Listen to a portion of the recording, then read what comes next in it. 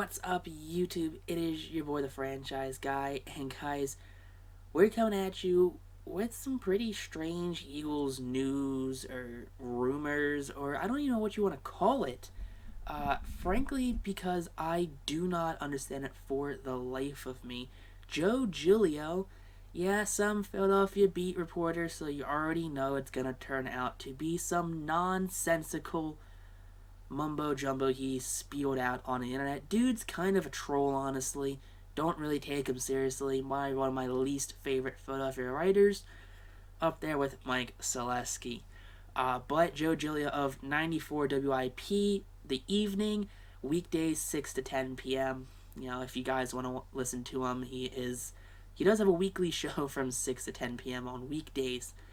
But he probably brought up the worst trade idea I have ever heard, and I've heard some pretty bad trade ideas, from Philadelphia to from Phillies to Flyers, Sixers, Eagles. I've heard some pretty bad trade ideas, but this by far happens to be the worst trade idea I have ever heard. So, Joe Giglio's big trade idea is Carson Wentz, Miles Sanders, the 2021 first overall draft pick, the 6th overall draft pick, and the 2022 first round draft pick. So 4 pieces, a franchise QB, and one of the best young running backs in the league for Deshaun Watson. Deshaun Watson. Really, Deshaun Watson? Because he doesn't want to be in Texas. You think he wants to be traded to the Eagles. Now, let's tell you why that is a horrible idea, frankly, because this trade makes little to 0 to negative 4 million% sense. Like, this makes no sense whatsoever, and I don't know what he was thinking when he tweeted this, because why does this trade make any sense whatsoever? At one point, he even doubled down on his tweet, saying if the Texans wanted even more, he would trade more for Deshaun Watson. I'm sorry, what did you say? You would trade more for Deshaun Watson? Deshaun Watson, the disgruntled QB that wants out of Houston because they have no talent? So you know what they should do? Perfect. This makes perfect sense, guys, actually. What we should do as, pretend I'm Howie Roseman for a second. Pretend I'm the Eagles GM. What we should do, there's this disgruntled QB who's pretty decent, pretty good at his whole job, down in Texas, who doesn't want to be there because there's no talent on that team. So what we should do, trade the little bit of talent we have, and then trade the talent we can acquire in the draft for not only 1 year, but the next year, for this disgruntled QB to bring him here, for him to be disgruntled because there is no talent around him. You're taking him out of a frying pan and putting him into a fryer. There is no difference between the Texans and the Eagles, except for the Texans actually have some cap space left, where the Eagles are at negative 75 million in cap space, or negative 53. Doesn't really matter. The Eagles are in the red, while Texans are in the black right now. So explain to me why this makes sense of a trade. Please, in the comments, tell me down below why this makes sense. Why would you make this trade? Because it doesn't make sense. This is probably one of the worst trades I have ever heard. And let's just get into who Carson Wentz and Deshaun Watson is. Carson Wentz, stat-wise, I should put the stats somewhere down below me for his since 2016 to this past year.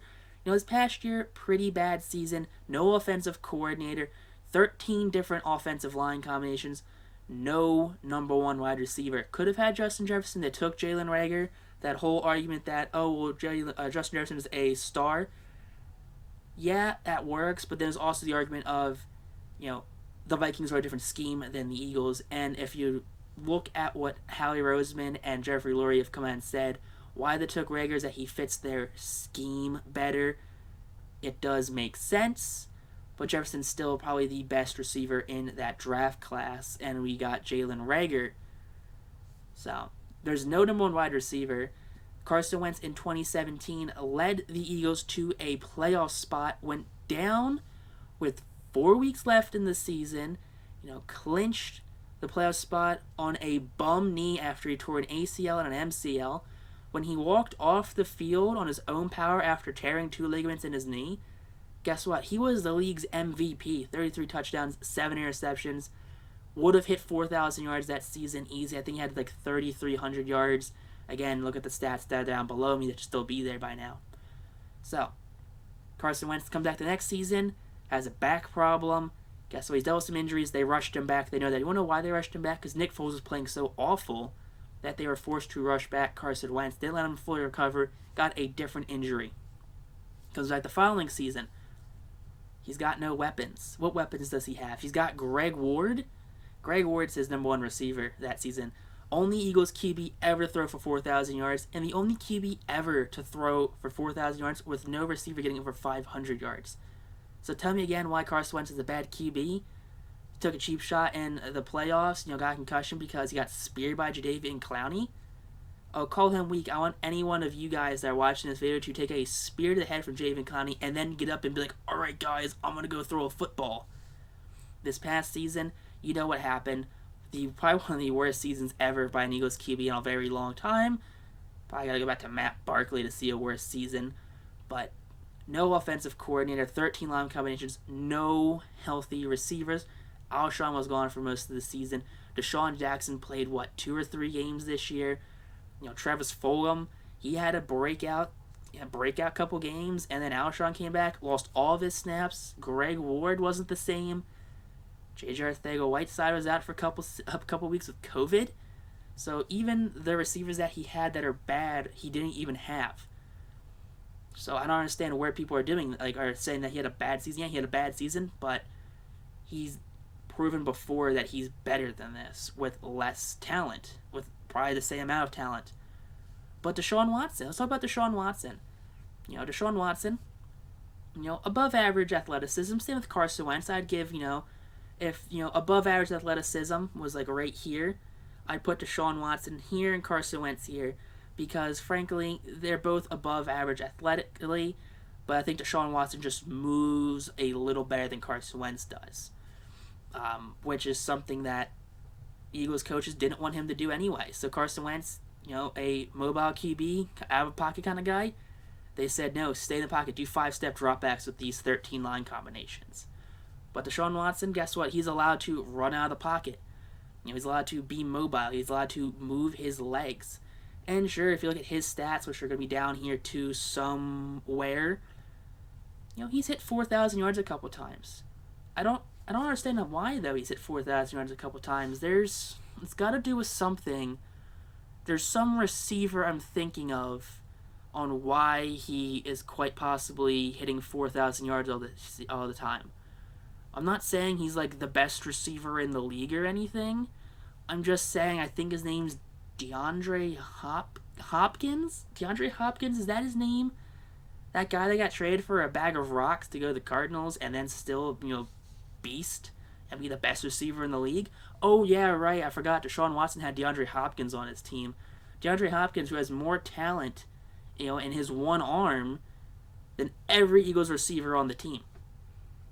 Let's talk about that for a second. No, you guys don't want to talk about that for a second? Those facts hurt?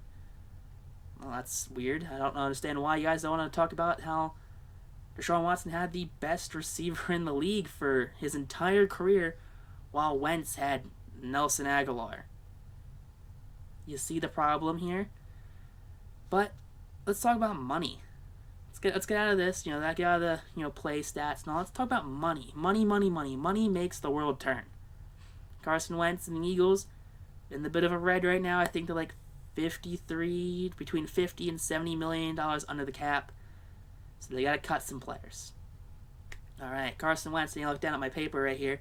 That's got Carson Wentz's cap hit for the next 4 seasons. It's a 4-year contract extension. So 2021, $34 million, 2022, $31 million, 2023, $36, and 2024, $32 million. So he'll be a free agent in the 2025 off season. So 2024-2025 season, he's the 2025 off season, he is a free agent. So we got 4 more years of Carson Wentz at 34, 31, 36, and $32 million. Okay. Deshaun Watson, he has a 5th-year option, so he's got $15 million for the 2021 season. That's his cap hit for the 2021 season, $15 million. But that is his 5th-year option. Carson Wentz just had his 5th-year option this past season where he did really bad. So, excluding that, 2022, $40 million, 2023, $42 million, 2024, $34 million, and the following year, because I forgot what year I'm on, $32 million, ends 2026. So, Carson Wentz is being paid less than Deshaun Watson on a team that already struggles with cap. But what we should do as Eagles, pretending, again, I'm Howie Roseman, what we should do is trade the QB that costs less money for the QB that costs more money, and then eat Carson Wentz's dead cap, and then be even more in the red, where we probably have even more in the red than the Saints are, and the Saints are pushing $100 million in the red. Oh, we're not going to talk about that either? Yeah, how about you guys actually, let's look at the facts here, guys, that a Carson Wentz for Deshaun Watson trade does not make any sense whatsoever. It does not work out. You know, you can't use stats because they have two entirely different teams, two entirely different sets of cast, with them. So just because you can say, oh, well, Deshaun Watson hit 4,000 yards 3 times in his career, while Wentz did it once, alright, Deshaun Watson played with the best receiver in the league. There's your answer. Deshaun Watson gets paid more money than Carson Wentz does on a team that's, has the cap space to pay him. Alright, but let's trade for a receiver that doesn't like the team he's on because there's no talent, and put him on a team with no talent. This makes no sense, and if the Eagles make this trade right now, I guarantee you this will be one of the worst trades they have ever made, and they will instantly regret it when Deshaun Watson requests a trade from the Eagles the following offseason for being in the same situation that he was in Houston. But comment down below, guys, what you think. Do you think the Eagles should, for some reason, make this trade? Do you think they should keep Carson Wentz, ride him out for the 2021 season? But until next time, YouTube, though, peace out, rock on, stay super classy, and have a great day, I guess. I don't know.